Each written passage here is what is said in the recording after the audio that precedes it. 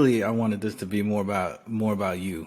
So, just all things being equal, like tell the people your background, where you grew up, all that. So, born and raised in Chicago. Man, what can I say? My parents got divorced when I was 11, so had a very at least a stable home. Right, my mom while she was single, she did work her ass off and busted her ass, and luckily I wasn't one of those kids that moved around a bunch. That was always weird to me, right? Like, I always had a bunch of friends who like moved around a bunch. I'm like, damn, you ain't got no like in a home, but she You did know, her best. She did consistency. her best, right? Yeah, and that's the one thing. At least that little bit of consistency is, you can build so much off of that. The having to run around all the time. That's man, I can't. Like looking back now, knowing what that does to you, I can't even imagine as a kid having to deal with that and not knowing that. So, like I said, parents got divorced young. I was always a chubby kid, and that just kept on growing through high school. And as soon as stopped walking almost 2 miles to school to catch the bus and everything, the weight just kept on going on, and you start getting desk jobs and stuff like that, and it just keeps on piling on, and before you know it, you're almost 400 pounds. See, so that's when we met. I met you when 2011, 2010 had to be 2000. Is that Two, GBO, right? 2010, 2010, 2011. We met a couple times before I even started training. When we went to Alliance, right? We started meeting in because that's when it was 2010. Brookins was in the fighter house. I remember, and Yeah, then Jonathan yes, Brookins. and I had already Yeah, trained over there. he had just came back he had just came back to fight on the finale, and we were training for him to fight in the finale. Who did he fight? Who did he fight in the like Brookins? Let me see, Ultimate Fighter. He was I training to fight in the couldn't I couldn't finale, and we remember. weren't allowed to like say anything that like he had won or release And everything. then We the were other like, oh, but everyone should get together and watch the watch the fight, fights. and then the other guy who was around too a lot was Pearson Ross. Michael Johnson. That he He it beat Michael was. Johnson. Man, I was gonna say that, but I couldn't Yes. believe that name. Holy crap! Oh, And and, yeah, that's a big name, and bro. He's and you know what? And that wasn't the only time we saw We saw Michael Johnson fight again in Orlando. You remember? yes on Yes. Jim's Yep. UFC Orlando card. Exactly. Yep. Oh man, bro, like people don't realize how good Brookins was. Like, I think he would have been the WEC champ if Jose Aldo wasn't there. Like this dude, like his wrestling was sick. His If cardio Jose was Aldo wasn't insane. there, fucking Like, Jose, like damn, yeah, if it wasn't for Jose Aldo, he got who's found out in Brazil arguably one of the greatest too 145ers of quick, all time. too quick for Jonathan's luck. Yeah, man, and oh, Jonathan Brookins, man, how like man, he was so good at wrestling for MMA. So good. I mean, just his style, his tenacity, everything. He was like for MMA, his wrestling was amazing. He's the he's the first one I ever saw lateral throw somebody. Really? Like ever. And he would lateral throw everyone, even like from dumb positions. He'd be like coming up onto one knee, turn lateral throw you, and boom, end up inside control. I'm like, what the hell was that? He's like, oh, yeah, I just didn't want to stand up, but I wanted a lateral. And he would do things that like just didn't make sense. Like he was hyper flexible, so he would be doing these splits and stuff, and just bro, he would come into jujitsu class Fucking hate and super fucking. whoop up on, he was a blue belt whooping up on brown and black belts just on straight cardio and tenacity, bro. Just But that's when we met, and I remember like, bro, I had to save you on my phone as Fat Juan because you were like Yo, three 390. so it's funny that you bring that up, right? Because Hank and I were just talking about that story, how there was no other Juan that y'all knew. Y'all just chose Fat Juan as because there wasn't another Juan. It was just Fat Juan. Wasn't it Angel that Oh yeah, it like was exposed it? 100% Angel. It was Angel. It was Angel that exposed it. We're in like the locker room one day, and he's telling a story about Juan, and we're like, "Oh, what Juan are you talking about?" Fat Juan. And he's like, you know Juan, Fat Juan." I'm like, "Wow, his your volume just went up to 100 there, buddy. We get it. You could have said it a little louder." But yeah, damn, that was when the legend of Fat Juan started. Yes. And bro, like your jiu-jitsu style too was fucking whale passes and shit, bro. Like it Shamu make pass. everyone feel every pound. I mean, Yeah, bro. Like a killer whale. I mean, I'm still a pressure But passer. it's crazy how like I mean that's great. It should be head down, ass up. But the only problem is now someone who can bench a lot can just sometimes push me off, and that's not fun. Welcome To be a little to guy. actual jiu-jitsu, Yeah. bro. That was the most annoying thing. That's the real reason why like it was hard wrestling with like a guy like Harvey that's 300 pounds but muscular, because I'm like, bro, I'm hitting this technique and I'm getting the side control, and if I don't get underneath those arms, whoa, he's just launching me. Yup, all day. You notice I didn't say L, right? Yeah, I know. Didn't say L, little guy. But He's an archer. anyway, He's an archer. Let's see. He's an archer. So actually, we should describe that so everyone understands. So like a while ago, our friends decided that some of us fight like in medieval times. Some of us would have to, be archers and be on the wall because they couldn't be with the men fighting with like the swords and the axes, right? Because you couldn't just we got friends like Lou that are 115 pounds. He can't be at the. He's got to be on the wall. He's not defending the wall. All right. Hey, someone's got to shoot arrows. Lou, sorry, bro, that's you. Then you got big guys. They're wielding axes, right? Like big, raw, chopping down trees and rows of people. And then you had guys like me that are like like if you go to Lord of the Rings, I'm like an Aragon type. I got a big sword, but it's technique, right? It's technique, but I'm still a man, so I can't be on the wall. If you need me to, I can go on the wall, shoot arrows, but I got to be jumping down, and you're gonna need me in the trenches too. So it was one of those things. So when we refer to archers, we refer to these little dudes, and when we refer to axemen, it's these big old dudes. Same way. So axemen think linebacker in the NFL, archer think cornerback. All right, little guy. Yeah, don't come in these trenches, bro. This is not for you. Oh, Willie's here. Yo, he made it. Up, Willie? What's going on? I let everyone know that you're the second best athlete in our family.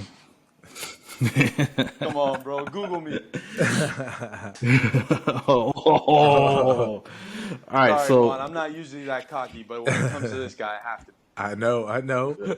so we're at the part where I met Juan 2010, 2011. At the time, Juan, if you had to say, give everyone your height and weight so people can grasp what we're going to try and convey. When you met me, I was like 5'9". I want to say 385, right? And I always say 385 because I know for a fact that's the largest I saw on like a hospital scale, on the big scale. And I may have been bigger than that at one point. I think I definitely had tighter clothes than when I was at 385. But yeah, that's 5'9". And now I'm like, But 385 is confirmed weight. yeah, confirmed. And now I'm like 5'6". Was that the time that me and Jim went to you in the hospital? No, I had already started losing the bunch. I was about 330 around then. Yeah. Okay. Because that was when I had then after that, diverticulitis. Yeah. So Juan's about 385. Did you start at Gracie Baja and then go to Alliance? I had started at Gracie Baja. Because I remember you at Gracie Baja. Took a time off because look, I had got a little bit injured, and then Maria was pregnant, and I was like, I used that as an out. Oh, I can't go train because my girl's pregnant, and I took some time off, and it wasn't until Uriah was almost a year old that I started going back to train, and it was that one. Oh, I can't do things like this because I got a baby. Yeah, I can't go to the gym. I got a baby. And it's so crazy now because how much, like, even with Isabella now and our friends like Jim when he had first had Anthony, bro, that kid was on the mat when he was 6 days old. He was already on the mat, just Infant. on the mat, bringing him all Playing around, hanging out. let me stop this sparring practice so I can feed him, right, like that. Yep. It was like that. Like, dude was fighting the UFC. He just happened to have a kid at the same time. And then everything transitioned, and we all go to Alliance. So, like, what Willie doesn't know is at the time, Gracie Baja was probably the biggest gym in Orlando. Well, first off, it was the only gym this at one was. point. Think about it. It was that and Yeah, at one point it was the only gym, and then John at the had time a when we made our transition.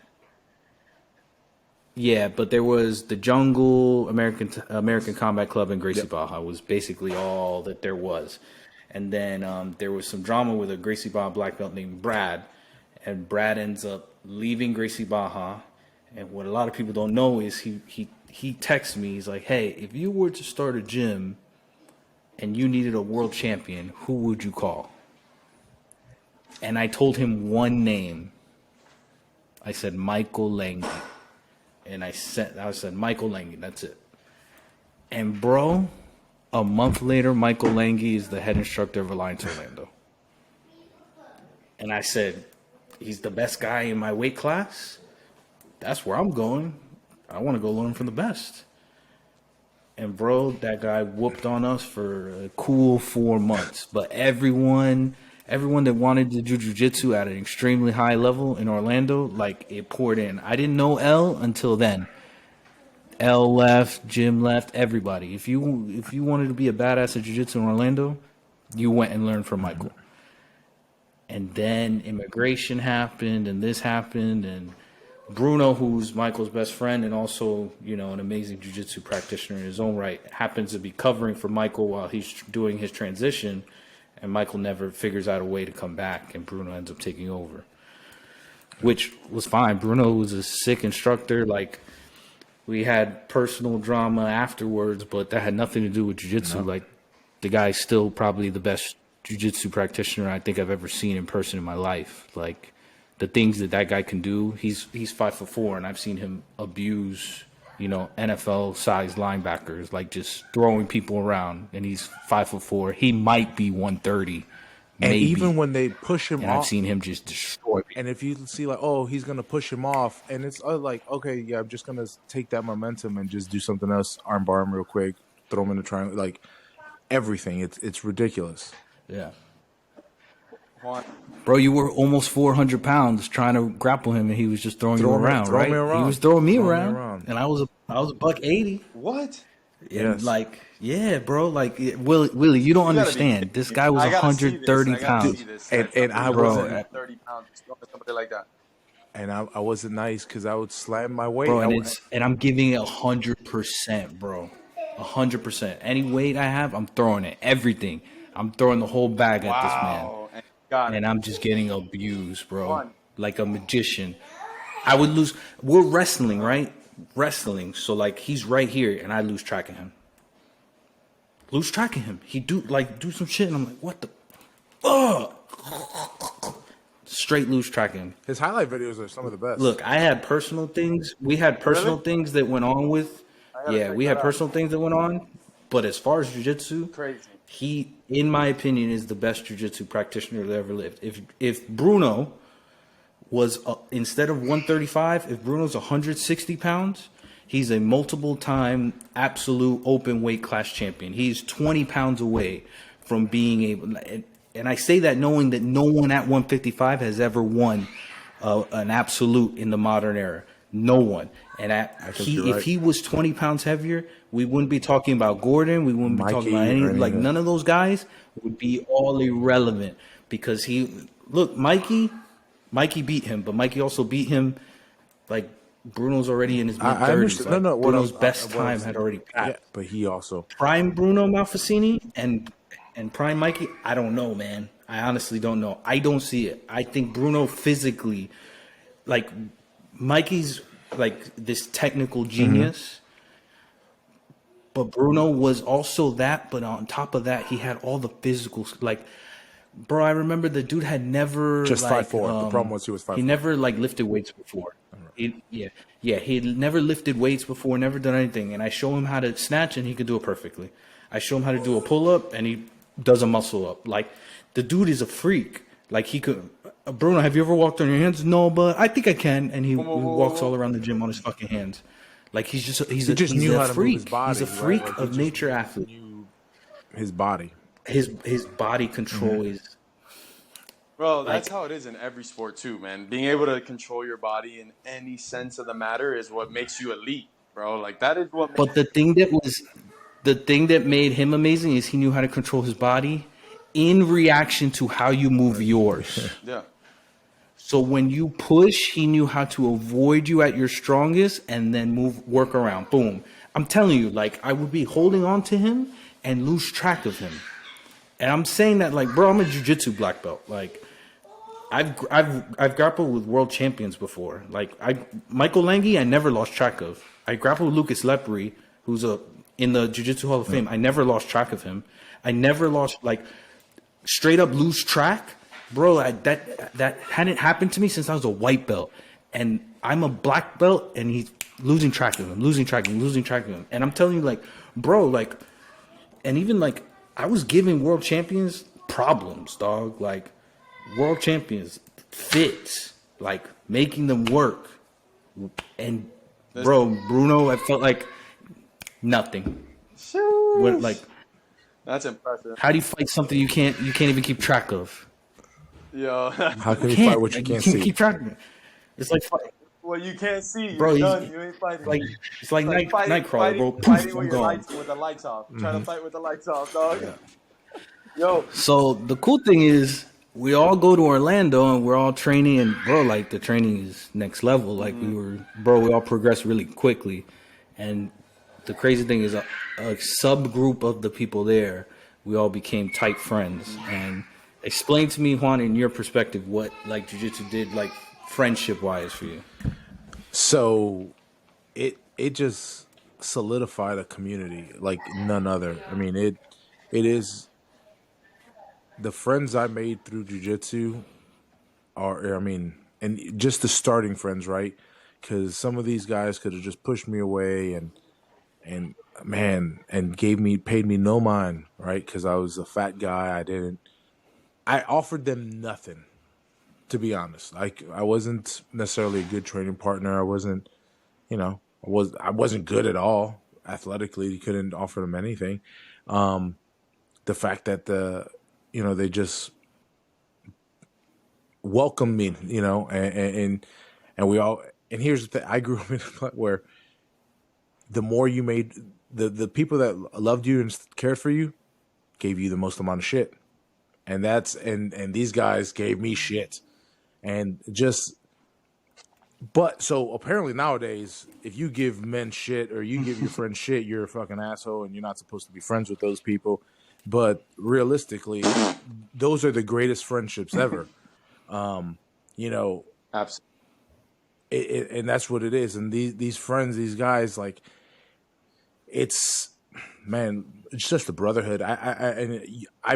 You probably have the exact same thing within baseball, right? With some of the guys that you went on your teams and stuff like that. It's Yeah, man. Honestly, like bringing that up, right? I testament so much of my success to the people that I surrounded myself with. Like that means more to me than anything else, right? My relationships, the people that I've been around, the people that I've spoken to, the people that I've learned from, right? Because I like to surround myself with groups that really know more than I do, right? So I can learn and listen and really appreciate what they have to offer. right? So that's one of the questions that I really wanted to ask you, Juan, was how did the people around you obviously make you feel welcome, but how did they help you when you were struggling, when you were down bad? Like, how much of an impact did they have on you when you wanted to start losing that weight? When you were kind of like, all right, man, this isn't right. Like, was there a second that it clicked, and how much of an impact did they have in that right there? So in the fact that they wouldn't let me feel sorry for myself, right? It was that, oh, I can't, I can't lose weight because I have this, and it was just like, in hindsight, 2020, every time that I try to lose weight or I try to do this, I gave myself excuses and stuff like that. And it is easy to find millions of excuses, and you do need to have people telling you, look, yeah, but so what? So what? That's an excuse. And just tell you, so what's that actually? That's an excuse. And it sounds so fucking cold, but that coldness is, it's, for me, it's kind of what pushed me, right? It's like, okay, well, I like negative motivation at times, so that's kind of like, what, you're an excuse. It's stop, all stop, right, bro. stop feeling sorry for yourself. Stop feeling sorry for yourself. Oh, stop feeling sorry for yourself, and that's all it is. Always, yep. Stop feeling sorry for yourself. And no so much words, right? So like, then, so what? I remember having conversations with you about like losing weight, and you hit me with like, all this. I'm like, all that shit is cool, but no, it doesn't matter. I remember you even saying, well, I haven't had a cheat meal in, I only have one cheat meal a week. I was like, you don't understand. You don't get to have a cheat meal. Like, every meal of yours was a cheat meal for years. So you took advantage of that. Now you got to pay that debt all back. You don't get a cheat meal this week. You don't get one next week. You don't have all those years of every meal being a cheat meal. Now you have to make all that back up to come back just to even. Like, you paid a debt to your body, to your culture, to your lifespan that now you have to repay. And the way you repay that is by diet and exercise. And you don't get that cheat. And then I remember you go 1,000-something days without a cheat meal or something. You used to post about it on. It was on, great. I wish Facebook. It was 587 days, right? But in that same time, I started doing burpees every day and building off of that. So in the same time I was doing no cheat days on my diet, I went and I started doing, I did 625 days of consecutive burpees. What started was, it was only going to be 100 for 100 days. And then it just transformed to like, oh, well, I'll just do 100 a day for the year. And then somebody, JP, who now trains jiu-jitsu with us, he was a CrossFitter at the gym. And he heard I was doing this and he goes, oh, well, you know what? I'll see your thing and I'll do 40,000 this year. And then something hit me. I'm like, oh, this motherfucker's going to out burpee me in my challenge? I'm like, nah, I'm not going to let that sit. So then I started upping it. It went from 100 to 125. By the end of it, I was doing 250 a day. And then I said, you know what, fuck, I'm just going to hit 100,000. And that's what I did. 625 days. Did you hit 100,000? 100,000 burpees. 100,005. Damn, Connors, you got to be kidding me, bro. Nah. Yes, bro, it's nuts. Yeah. Bro, but think about it. Got me pumped up, bro. Bro, that debt had to be paid. I remember I would talk to you all the time about it. I'm like, bro, that debt had to be paid. And this is the other thing you don't realize, Willie. That's not the only shit he did. No, I could imagine. He still trained jiu-jitsu. You know how many times he would be there like, oh, fuck. I'm like, nah, man. Your burpees you got to do after this. We training now. We still got to do this. Then you can do your burpees after. Was it the burpees had to be paid all the time, bro. They had to be paid all the time. Was it the negative motivation, like, for example, your boys? But was it also like your buddy that said, "Yo, I'll double that." Like, I'll hit that, no I think that definitely, like, right were there you always was like looking for that competition. I don't know if I was looking for that, right? But then it just didn't sit right. I was like, nah, I'm not gonna let him do that. I'm not. And then the funny thing is, he quit halfway through. He didn't even finish. He quit. No! Yes, he quit halfway through. So then No way, bro. Okay, so then honestly, so then it goes. Then it's like this.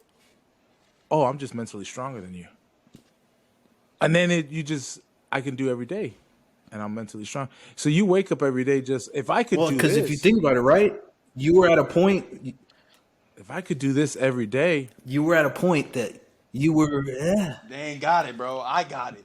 No, it's here because you were at a point where there's nothing justifying that I'm physically stronger than you, right?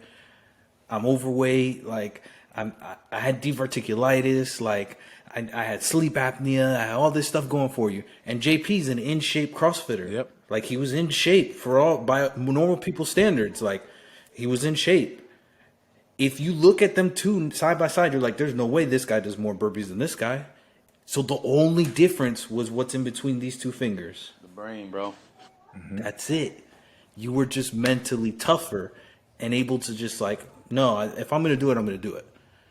And it was years of like you saying you're going to do something and never doing it to finally just executing. so not And not only that, but like, bro, you also have a young son that, is starting to grow up and starting to, look around and see male role models.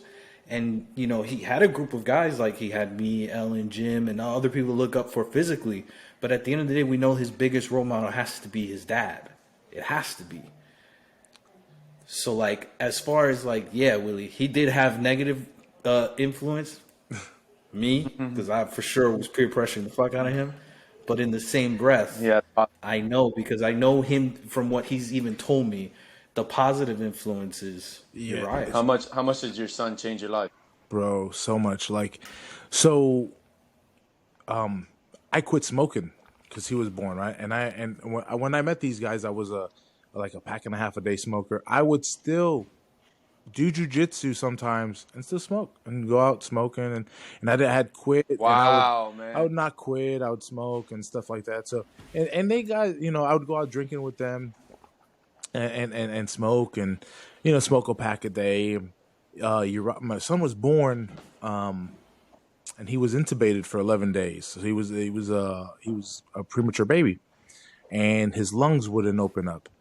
And part of it was like, man, was I, you blame yourself because of the smoking and stuff, I was like, it didn't happen immediately, but like within the next couple of months, it was pretty much I was done smoking, and I haven't. And now he's 12 years old, and now it's so crazy because I'm an asshole when I smoke. People smoking, it irritates the hell out of me, and it's so nasty, and it's kind of like I feel like it's karma because I was that guy that I didn't care what I would smoke. I'm like, oh, I'm an American. I'm gonna smoke wherever I want, and now I would blow it in your face, yes, and now it just bothers the hell out of me. And knock him out. And knock him out. Bro, Juan is my rudest friend, bro. 100%. Like, he is my rudest friend. He'll admit it. He's my rudest friend. Like, no, and I have some rude ass fucking friends. Don't get me wrong, but Juan is my rudest friend. You can always count on Juan to say some fucking inappropriate ass shit or do some inappropriate ass shit. But I got a at good any heart. given time. Now, like he's not my most embarrassing friend. Our most embarrassing friend is Jim, 100%. But our rudest friend is Juan. Yeah, 100%. I do say some off the wash, Bro, but all right, talk about how you started Fat Boy Jiu-Jitsu. So- Bring up Fat Boy Jiu-Jitsu. How'd you So start Fat that? Boy Jiu-Jitsu started because Actually, let's kind of structure this. All right. yes, The why behind Fat Boy Jiu-Jitsu. the why behind Fat Boy Jiu-Jitsu. So I needed to get gis, and the issue was there was these companies that had gis that would fit just the top, but then nobody's pants would fit me because I had a pretty big ass. I was a 58 inches around my waist, but probably around my hips, I was probably like a 63. So, I had some meat. So nobody had pants or anything, right? So I would have to buy one gi just for the pants and then one gi for the top. And that got expensive quick. You're trying to buy one or two gis, and then you're buying four really, and then you can't really do something with half of them. And I had tried using scrubs, nurses scrubs, because they have like stretchy pants, but they're just not strong enough. Expandable. Yeah, but they're just not strong enough. You grab a grip and they rip and you get your asshole's out. So it doesn't work for jiu-jitsu. So I had to, okay, let me start making gis. And I mean, legit, I have such a niche that I try to sell, gis for big guys, just really big guys. Guys, I've had guys who are 480 pounds, 6'4", get into gis and start jiu-jitsu solely because I've been able to provide them a gi. Guys my size that, who've been able to start jiu-jitsu only because I've been able to provide. And, I wish I could do more, right? I can't produce thousands a year like some of these bigger companies, but it'd be nice. Wow. Is that kind of your dream to get to the point where you can do those type of numbers? Oh, definitely. That would definitely be that, and just living jiu-jitsu, all, teaching it the art now, because it's changed my life completely. There's people who know me, who've seen, and I'm unrecognizable to them. I can pass someone who knew me 15 years ago and walk by them in a subway, and they probably would not even recognize me, just because how much it's. Yeah, I mean, just the physical, and then just does that happen a lot? It's happened a couple times, actually. It's happened a couple times to people. I'm like, "Yo, you've met me before." And they're like, "Oh shit!" And it's crazy because even in 5 years, in the last 5 years, the biggest change has been really in the last 5 years. The biggest change that What was it? Honestly, cutting sugar. Sugar's I wish I could do bro. that. Sugar, Like, anything, carbs. Good. Oh yeah, bro. I know all the good shit tastes good. All the bad shit tastes good. I mean, yeah. Yo, so let me ask you a question, bro. Let me ask you a question. How much? Give me a number of how much did you lose? So right now, From to your best, right? And I'm sure you fluctuate. I do fluctuate. Like, so right now so my lowest was 195. All right, from 385 pounds, 195. I came back from Nicaragua, 195, nice. Right now I'm sitting at 220. Tight. Oh, but okay. I bet you feel good. Oh, I feel right. Great. I feel great. Wow. And did you ever get to what point where you like became like from 385 when you started dropping? When did you became? What do you think you became like a monster? Like I'm never going back there because I'm sure. Did you ever fluctuate while you were starting like at 360? And then you go back up? So this is the funny thing is. These guys have seen me lose the same 60 pounds at least 5 or 6 times. Because I would get really good. I'd be 360. I'd get down to like 300, almost breaking 2. And I would never break into 2s. There was like a mental block, right? Because I would get to, and then I would lose momentum and fucking balloon right back up. And they've saw it multiple times. To where it was like, bro, that's why I say like, technically he's lost 200 pounds, but really he's lost like 1,000 pounds. Because I've seen him go like from 385 to 315, 385 to 310, 385 to 305, 385. Bro, I've known Juan now 13 years, 14 years. In that decade, bro, easily multiple times a year going boom, boom, boom, boom. And I could tell when he was about to fall off the train too, because he would disappear and not come to jiu-jitsu for 1 or 2 days, and I would text him like, "Yo, where the fuck are you? Like, what are you doing?" And oh no, I got this excuse, and then he comes back 2 or 3 weeks later, and I'm like, "Damn, cuz you was eating good." Yeah, bro. I was like last month I was able to move your ass. Now this month I can't move you. Like that's bro. Nothing. Yo, what got you over that? what got you over that hump? Like, what got you into the 200s? So realistically, when I went keto, right? Because that I started losing so much weight so quickly. The problem with that is I also lost. I felt like I lost a lot of strength with it, right? But the just seeing the amount of change I had, because I had lost weight before, right?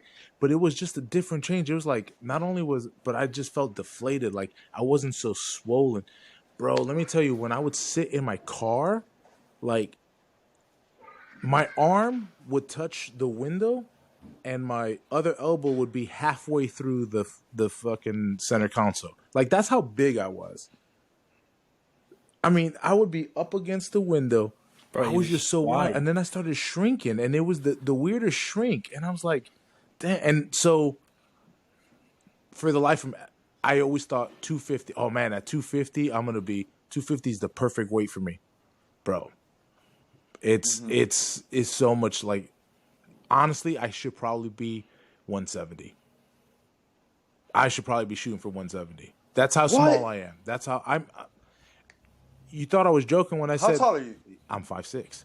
I've shrunk. I have legit shrunk. Like, Bro, he's shrunk. He was 5'9" when I first met him. Legit 5'9".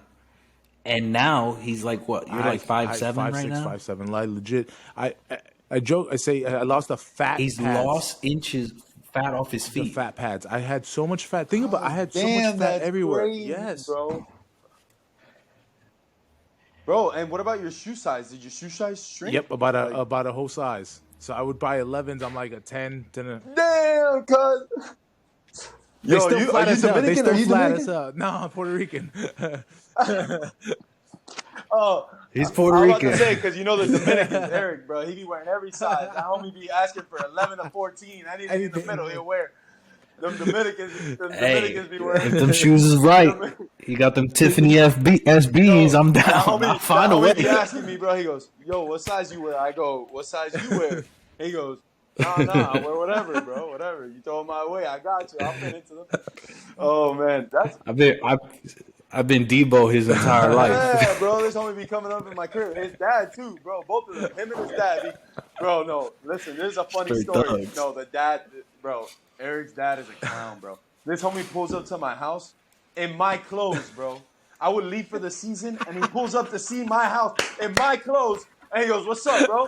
I go, "What's up?" What's up with that damn shirt? I go, "What's up with that damn shirt?" He goes, "Oh, you like this?" I go, "Bro, that's my shirt." He goes, "Well, you left it in your father's house. It ain't your shirt no more." I go, "This fool, bro, I leave for a few months. They think I died or something. I just went to play. This fool talk all my clothes, bro." Oh my. Yo, if you look at my closet, you swear I was a University of Miami fan. You swear I'm obsessed with UM. I got so much UM baseball shit. It's not even funny, bro. I could just wear UM baseball shit for a month, and not wear the same Never shirt. have to do laundry. Straight, coming. Hey, that's actually a question I want to ask you. How many closets of clothes did you have because of all the fluctuating weight? Man, so what I learned early on is I couldn't buy. So I would wear. I was a 54, right? And I was a 54. Like I said, I was 68 over, but I wouldn't wear my pants around my navel. I would wear it around my hip and just let my belly hang over my waist, right? Because I was that big, legit. So I was 54. What I did then, I was trying to buy clothes all the time, and I said, this is getting fucking expensive. So I started stretching, and I started. I would do like 2 sizes. So when I got to 52, I'd wait till I was like a 48 or 46. When I knew the 46s were good, I'd start buying those, right? And then I was like, all right, so I'll wait a couple. And man, a lot of times I would walking around like in my dad's clothes. Like the clothes looked so massive on me, but I was like, nah, because shit got expensive. Oh, that's right. Yeah, a lot of times I would walk around and clothes just looked huge on me. I'm like, whatever. I'd wear a hoodie or a sweater, kind of make it look smaller, right? Like it didn't matter. Yeah. Would that motivate you too, though? You're like, yo, I want to get to the next height. Hell I want to swag out, bro. I want to look good. I want to buy some more shit. I want to buy. Yeah. definitely. Damn, bro, Hey, that's dope, bro. That's awesome, man. how did like, I know it really hasn't changed for me because I still look at you like like Juan, but did other people like in your normal day-to-day life start looking at you differently as you lost weight, and Oh, did you notice that your relationship with like coworkers that and all, stuff yeah, like that that? changes. That changes. It's first off, bro. People are so shitty to fat people. Sometimes you just look at them and they give you kind of a weird look. You're kind of a thin looking guy. You look at somebody, they give you a smile. Hey, I don't know, I don't know if I look creepy or not, whatever. But just when I was bigger, just people were shittier to me, so it just gave me different attitude. I'm smaller, people are just much nicer. I don't know. That was my experience. I don't know. And Damn, but bro. here's the other thing. Was it me projecting? Could have it been me, just my own attitude? Because if I feel shitty about myself, Damn, bro. if I feel shitty about myself, what am I putting? Is it like my RBF is You're my pushing it aura, out. right? So if you don't feel good, maybe that's just what I'm just putting out Yeah. in the world, right? And 100%, it might not be other people. It's just my perception. It's my reality.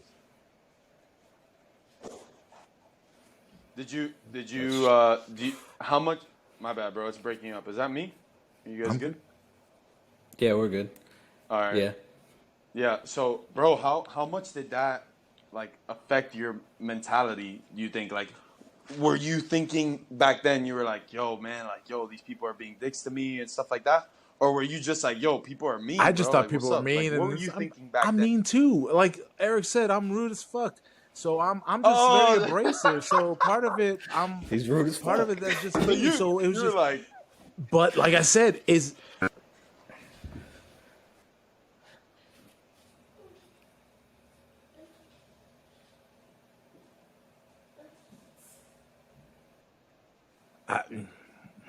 Hey, so real quick, what Willie doesn't know, because he doesn't know her, is how did your weight loss affect your wife and Maria and all that too? Because, so bro, the thing you don't know is she might have the bigger transformation. yeah, my wife's lost about 80 pounds and she looks amazing. I what? mean, yeah, if I didn't lose the weight, she'd probably would have left by now, 100%. No, but Damn, so you was chasing her so like, yo, I ain't losing my we girl, changed, and dog. it was, Yo, yeah, I'm cool with my I friends, changed but my I ain't life. leaving my girl. And like I said, I think that the change that I made, and just my attitude and stuff like that, I didn't tell her. I never once said, "Hey, I've lost this weight. You need to do this," or anything. It was just a natural progression. She saw me doing changes, and she made some similar changes. And what she found that worked for her was intermittent fasting. She loves intermittent fasting, and that's how she eats now. And it's been 2 or 3 years now, and that's what works for her. And she's found something that she likes, and her change. Like I said, her change is wow. To the point where that we'll walk somewhere as a couple, and people don't recognize us together. Just because I mean, Wow, like it's two other people. Yeah. It's nuts. Yo, Nuts. me and my girl, that's funny you say that because Savannah and I, like, well, I've always been an athlete. She was too. So we've always been in good shape. But, bro, when you move in together, you're cool, we're comfortable now. Like, you kind of lay loose a little bit. But, bro, she motivates me to make sure that I stay in shape. And I motivate her because she's like, well, he's going to the gym. I'm going to go to the gym. Well, she's eating good. I'm not going to stay behind. You know what I'm saying? And nobody says anything. It's not like we have this conversation ever. It's just we just keep going. It's like, yo, I'm not gonna, she's going, I'm going. She's going, I'm going. It's even funny. We go to the same gym and we go at different times. But it's just like, hey, how did you do? Because we do CrossFit.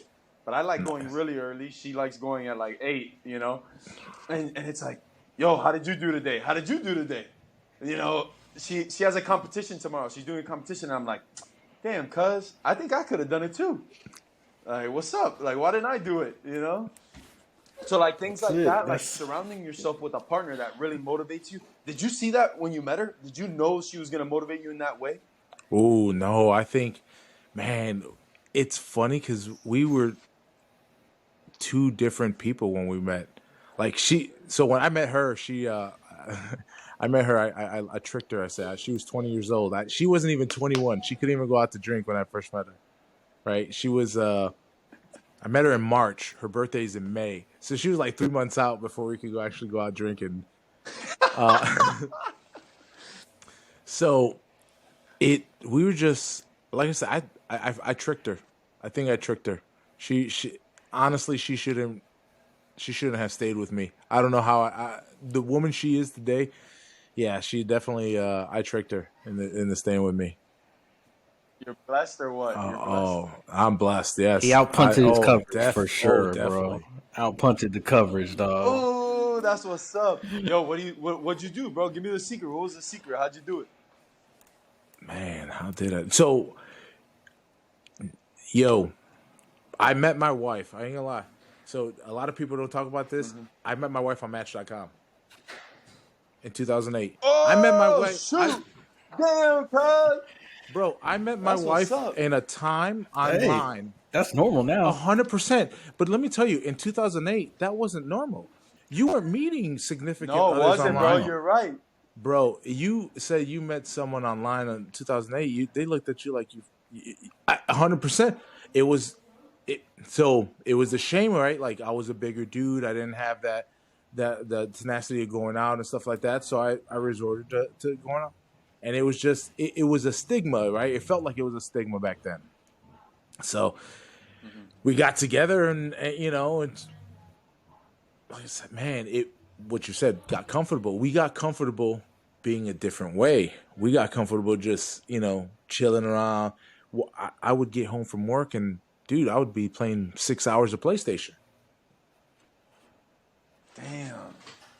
Yeah, I wasn't. Damn, cuz that's tough. Wow. So Would think you? about that, What? like, When did that's a you life start? change. I wanted. Yeah, Oh, man. when did I start going like jujitsu and whatnot? Well, what? No. When did you like? Were you always pretty heavy set, like since you were a kid, or I like was when a did I was you? a When did pretty you like heavy get kid. like? I was a pretty heavy kid when I want to say the biggest change I think happened when I went to public school, and it could have been the type of food. I honestly think it was the type of food. And then I remember early on I started getting bigger, and then I'm basically a soy boy, right? Because what I had lactose issues, and then all they fucking told my mom, oh, give him soy milk, give him soy milk. For a whole like 3 or 4 years, all I drank was soy milk. I couldn't even drink regular milk. They wouldn't let me drink regular milk. So I was just, and what do we know now about all this, sugars and if you certain people, Lowers your testosterone level. It lowers like your muscle density. It lowers like everything. your energy levels are lowered. Everything. Damn. It affects everything. Did you play sports at that time? Did you do any of So those things? the one thing I did do when I was younger, from like 9 to 13, was I swam for the YMCA. I was on the swim team, and inner city kid. We didn't. So I was actually pretty decent swimmer. I mean, I'm all right. I don't drown. I can swim a mile, like wake up and swim a mile fine and be all right. You know. Bro, me and him are Cuban, so Yeah, I like swam here, bro. swimming I is swam. natural, bro. Natural. Natural. I swam here, bro. No, you don't gotta tell me, bro. I'm with it. I technically was born here, but bro, as soon as I came out, I was like, "Ew." I got back. I swam out like this. I was doing the butterfly. Oh man. Hey, all right. So, so you go from, a pack and a half a day smoker, pretty much 400 pounds, living unhealthy. Dr. Pepper's daily. And, Like I would drink a you know, case a day. it doesn't, happen overnight by no means, but over the course of the next decade, you probably have added 10 or 15 years to the end of your life. Cause like the path that you were taking was one of someone like, bro, like we would have been at your funeral here soon. Like just all things being equal, right? With what we know about heart disease and the diverticulitis that we were going through and, just everything, like that was the path that you were headed down. And now like, I feel I feel like I'm already living off of borrowed time. All right, because you hit the nail on the head with the diverticulitis and stuff, bro. What do we know about fat people and what happened with COVID? Oh I yeah. mean, I probably Yeah, had you had I not lost the weight when I been, did. had your track been, yeah, COVID could have gotten you. I mean, more than likely, you would have been the prime look, pack a day smoker, overweight, diverticulitis, you know, and get COVID under those conditions. That was the That was the recipe. recipe for That was death. it. Yeah, 100%. Like that was it. And now instead, like, you know, it sucked, but hey, I know you got COVID. We Yeah. talked about it, and I know Bro, that I've got COVID you know you three got over times. it. 3 times, and one time it was third Yo, world COVID. I I went to think I've done Nicaragua 3 and or got 4 it. stints already. Third world. I know that third one coming, bro. Oh my COVID. The niggas got me, bro. Yo, it They was did. different, bro. That one hit you a little different. Oh Yo, I'm man. dying, All right. bro. That's hilarious. So speaking of COVID and all this landscape, we all have the privilege of living in Ron DeSantis' Florida. Mm-hmm. So like, you know, a lot of the stuff that's going out there and that's affecting the world nowadays as far as like being a role model. I'm raising 2 young boys. You're raising a boy and a girl. One day William's going to be raising a kid, and you know the atmosphere that's out there, like I don't remember seeing it like this when I was a kid. Like I didn't grow up in an atmosphere where like men are persecuted at all. Like if you're masculine, that's toxic. And you know, like how do you see the world? How do you lead? Like I know you're an amazing father. I get to see it, but share with people like, hey, how do you like, you know, teach your son and like are a role model to him, and how, you know, to traverse this new world that we're in where, you know, being a man and being masculine, though it is required in every society, though when, you know, when the wolves come at the door, they're going to be calling for us to come and defend the house. How do you navigate these waters? So, I by example. All right. If I want to show my son who I want him to be, I have to live that way, right? And whether I'm gonna get, if my neighbor's gonna look at me one way, I don't give a fuck. They don't pay my bills. You know, at the end of the day, I need to, the person I want to raise. I want my son to be the man I want him to be. I also am, in the same token, showing my daughter the man I want her to aspire to find, right? At the same token. So yeah, am I a hard ass to both of them? Yeah, and it's just, we were raised in the 80s, right? That's how men are men, women are women. Do they both do?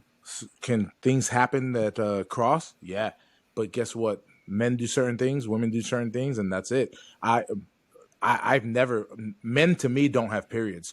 Men don't have babies. You know, men don't breastfeed. That's that crazy shit that I can't. Yo, that's not you know, true, bro. I'm not no scientist, bro, but straight up. Yep. There's only 2 genders. There's only 2 genders. You know, how the fuck are there only 2 genders when it comes to dogs and cats, but when it comes to humans, you there's 90. It makes no sense. Yo, bro, I seen a video. This is crazy. I seen a video. This guy goes up to a lady and goes, "Oh, are you oh, miss, this is-" She goes, "Oh, you can't call me that." She goes, "Well, do you call that cat a dog?" "No, that's a cat."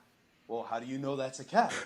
"Well, because I know it's a cat." "So then how do I know you're a lady? Because I see you look like a lady.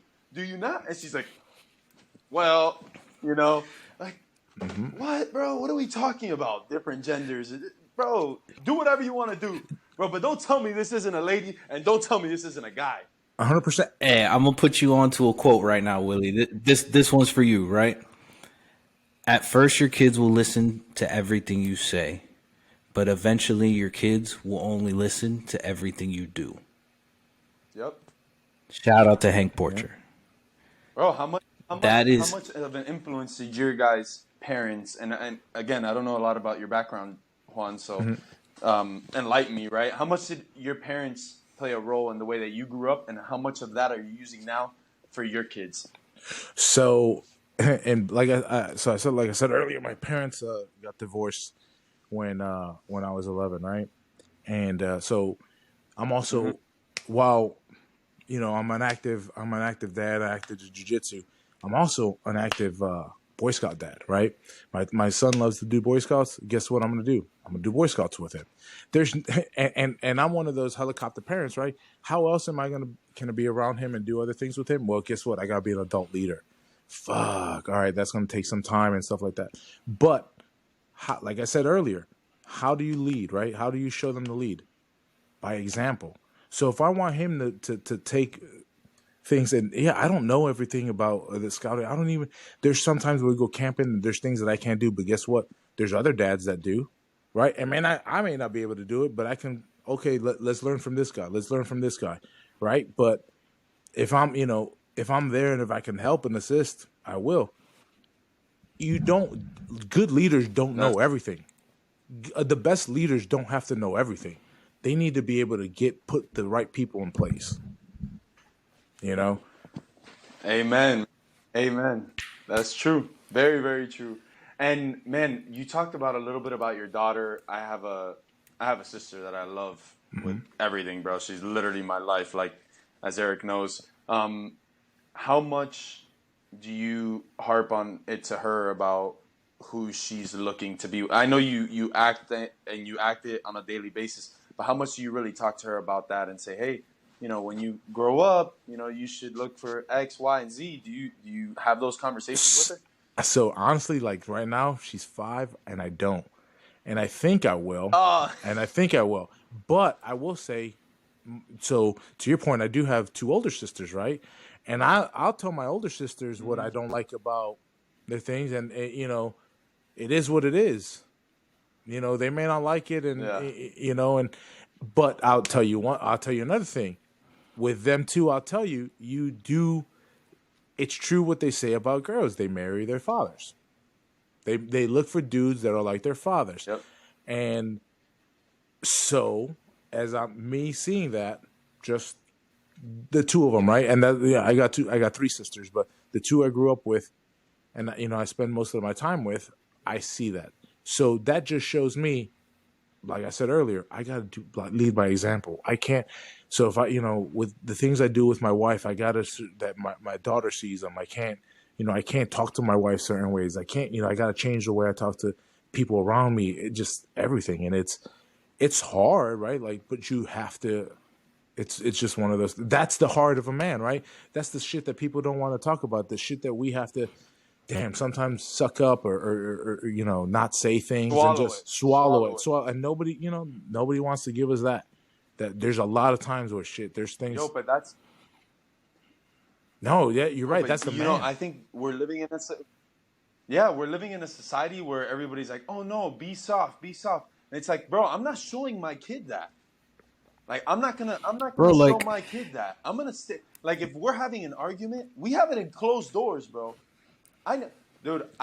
Again, maybe I was very lucky and privileged, but my parents came from a different country. If you want to call that privilege, that's fine. The crap hole that they came from, but they're in the USA, bro, and they were able to build a life for themselves here. I never saw my parents argue. I know they did, but I never saw it from my eyes because all they did was just go away. They put it in behind closed doors, bro. Do you make it an effort to put your arguments? Because obviously you and your wife argue. We're human, bro. I Everybody does. I'm sure you do. But do you put it in private or do you do it in front of your kids? So I think if it was up to me, it would probably be done in because I grew up, dude. I grew up. I watched. I've seen my. I live in my. There's a loop in my head where I've seen my dad hit my mom, and that lives in my brain rent free. And sometimes that just comes out of nowhere, That I've so to Yeah. say that did they fucking argue? Oh my god, I've seen a hitter. So what didn't I see? Yeah. But I will say that I'm blessed with a wife when we are at that point where we're going to argue, it's like, all right, calm. We're going to just pause this and we'll talk about this later. And we really try not to argue anything in front of the kids. It's funny sometimes where we're just debating, not even arguing, just debating something like where we're going to go to dinner or something like that. And my daughter's like, stop arguing. And it's like, yo, girl, you don't know what we're doing. This ain't even arguing. You have no idea. If you think this is arguing, you don't want to be. But that has to make you feel good. If like that's her perception of an argument, That's awesome, you know, bro. between her mom and dad, then you're doing a good job as a role model. She ain't gonna take that. You know what I mean? Won't take that from a guy. Like to me, it's so crazy that like we're in a world where like masculinity is looked at poorly. In my opinion, you know, opening a girl for a woman, for you know, opening a door for a woman, like you know, standing up for a woman, like you know, those are all masculine traits. Like you can't have one without the other. You don't think that like you know, going to the gym to be strong so you can defend somebody. Like that's a masculine trait. Like you wanting to be the hero of your story is a masculine trait. Like, bro, I want my sons to grow up strong and be strong so they can defend whoever they need to defend. I don't want them to go out and be bullies, but I also want to make sure that they can stop a bully if they need to. I also want them to know that like, hey, I can have my brother's back. If 5 dudes come up and it's me and my brother, I'm all right. Like, cause I got my brother and I know that me and my brother were born for this. We were bred for this. We were built for this. So like, just like, look, hey, you know how many times I'm in downtown Orlando and it was just me and Jim and it didn't matter who was rolling through. We were cleaning up. That's not fair though, bro. Y'all was straight up. Hey, and you know what? The world is not going to be fair. But if you rolled up to me at 5'11", if you rolled up to me at 5'11", 6 feet tall, and Jim at 5'9", he'll say he's 5'10". But you rolled up to both of us, and you wanted problems. We didn't seek them. I never suck a problem. Jim might have, but I never suck. I never looked out. I never looked for a problem. But if you found one, you got your answer. That's what I want my boys to be. I want them to be able to answer the question. So like at the end of the day, if that's making them masculine, then then they're toxically masculine. Yeah. I'm gonna raise them. I'm gonna raise them to be stoic. I'm gonna raise them to be controlled. I'm gonna raise them to be able to control their emotions. I'm gonna raise them to be able to, you know, hit back when they're struck upon. That's it. Like if your daughter is dating my son and they're going out to dinner, the only worry you're gonna have is whether he gets to kiss her at night. That's it. You ain't gonna have to worry about if some random dude is drunk and touches her, because he's going to solve that problem. Don't worry. I'm raising that guy. Oh, shoot. That's scary. You know what I mean? But like in this world, everything that I said, put him in a body bag there, boys. In this world, though, everything that I said would be considered taboo, right? Like, oh, no. Oh, he shouldn't be. Why would you do that? Oh, no. But by the same token, like when your house is on fire, you're going to call a fireman, right? How do you want that fireman to come? Do you want him to be an inch shape, 200-pound man that's ready to carry you from a second story? Or do you want him to come, you know, gender neutral and tell you I go by her and no, you want a fucking man.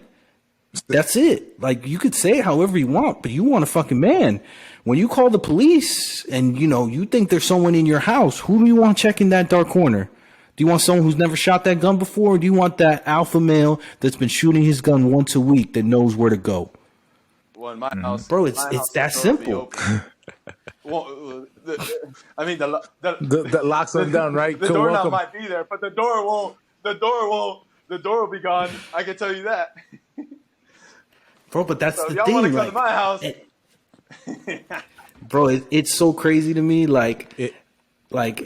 I know like Andrew Tate is a hot topic, right? He just got released from prison. Yo, he did?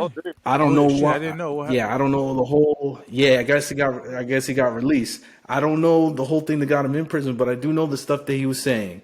And like, look, if you take his long form content and actually listen to it, it makes a lot more sense than a lot of the short form stuff that he was saying, right? Content is because just to get people to it gets listen. taken out of Get context. people to listen to him.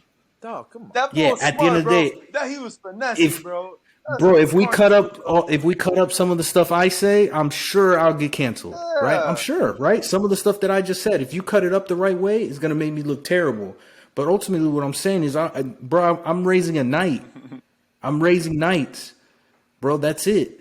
Like if you look at what a knight was supposed to do in medieval times, like he was supposed to be able to defend. He was the guy that came and solved all the problems.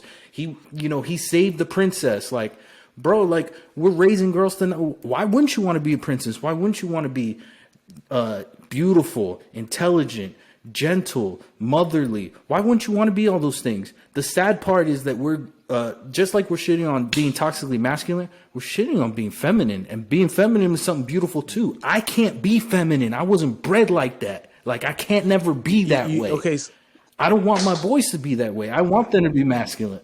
so you bring up feminine, right? But the attack is on femininity just You're like right, it is on because masculinity. They want everybody to be the same. But there's something about like mothers, right?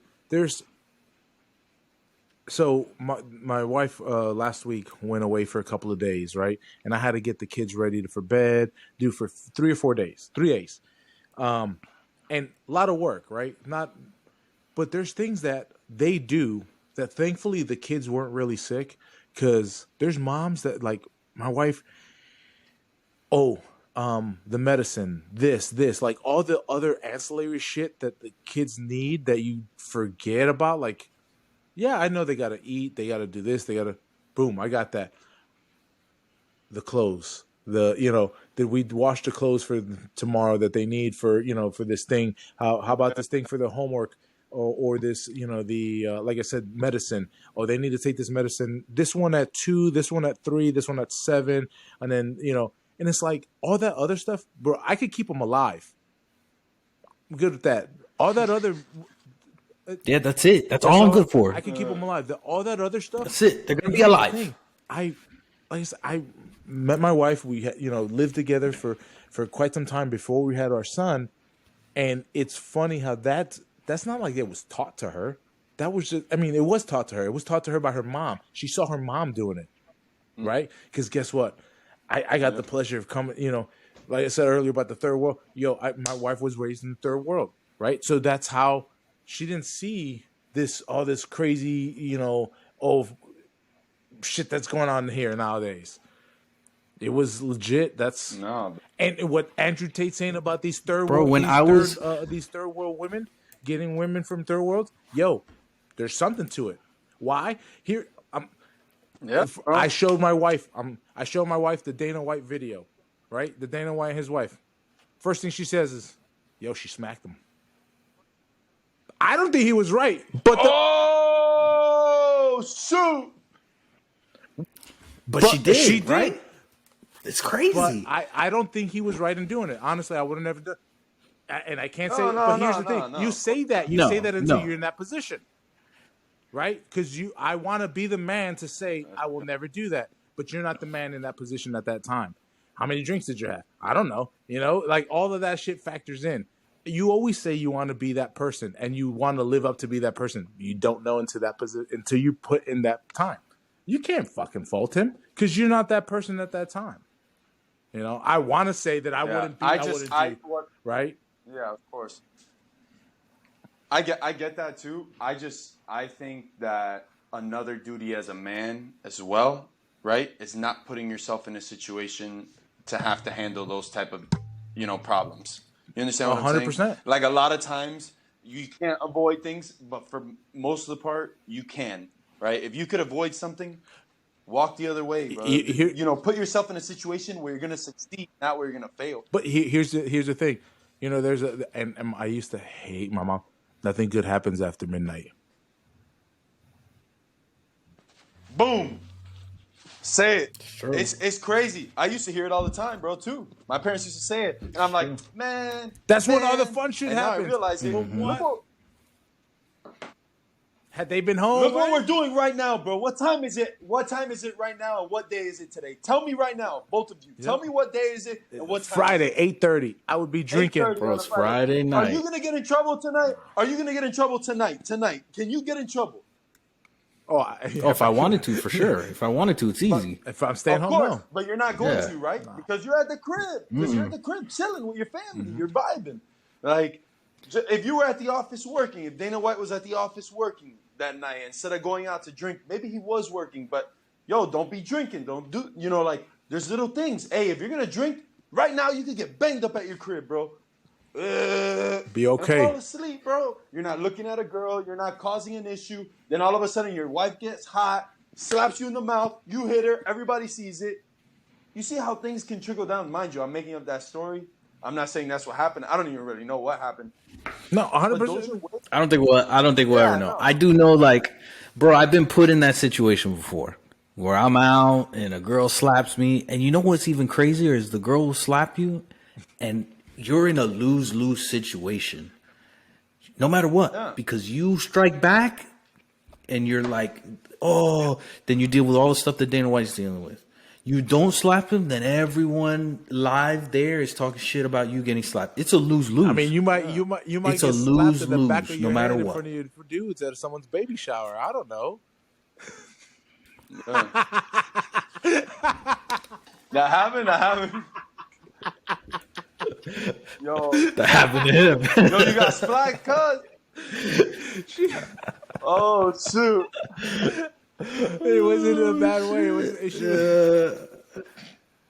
It was just so loud. It wasn't like the was Dana White definitely not slap. the Dana White slap. It sounded He's good. got It a sounded bald. good. He's got a bald head. It just sounded so bad. It was more like a love It was tap. one of but them. It sounded so So bad. bad. Oh, and I mean, Everybody hit it with the. well, Ethan's 9 now, so that was about 10 years. I've been getting shit for that for about 10 years. So Bro, I was like this. Everybody like, oh, shoot. I was that Kermit the Frog meme before Yeah. the Kermit the Frog meme. I was like, Yo, that's how. just sit right here. Yo, bro. So Juan, bro, tell me, what's next, bro? What's next? What's in your game plan? What's in the pipeline for you, bro? So- what are you looking to accomplish? Are you looking to keep going or what? well, right now, so yeah, I got this idea a couple years ago, and I wanna do. I just do a bunch of shit, right? So I did my first triathlon in October. Had previously trained for one, but then the Stoneman Douglas shooting happened, and because of that, they didn't have the police force to block off everything, so they kind of canceled it. And then I left that kind of like lie. So last year for my 40th, that's what I did. I did just a small sprint. In March, I'm signing up for it's in March, but I'm signing up for an Olympic distance. So it's a 1,500-meter swim. I think it's a 40K bike, only 40K bike, and then a 10K run afterwards. So that's what's on the pipeline for in March. At the end of February too, I got Tampa Open. So the idea is to do a bunch of shit. I want to get a medal for every pound I've lost. Yo, I'm gonna hold you to that, bro. I love that. So- we got this on video, bro. Yeah, so the idea is get a Dang, medal that's for. awesome. Hey, that's it, bro. Oh, bro, that's what's up, man. Congratulations, bro. That's gonna be a blessing. Which is the one in Tampa? that you- IBJJF Tampa Open. It's February 25th. I'm in Tampa. I live in Oh, Tampa. okay, nice. It's Damn, Saturday. that's a weekend. I'm gonna be in Colombia. Damn. I'll be in Colombia, bro. Damn, cuz I would have been there, bro. Dang, man. Oh, especially because normally IBJJF tournaments, Willie, what you don't know is they're the right price for spectators, Free. bro.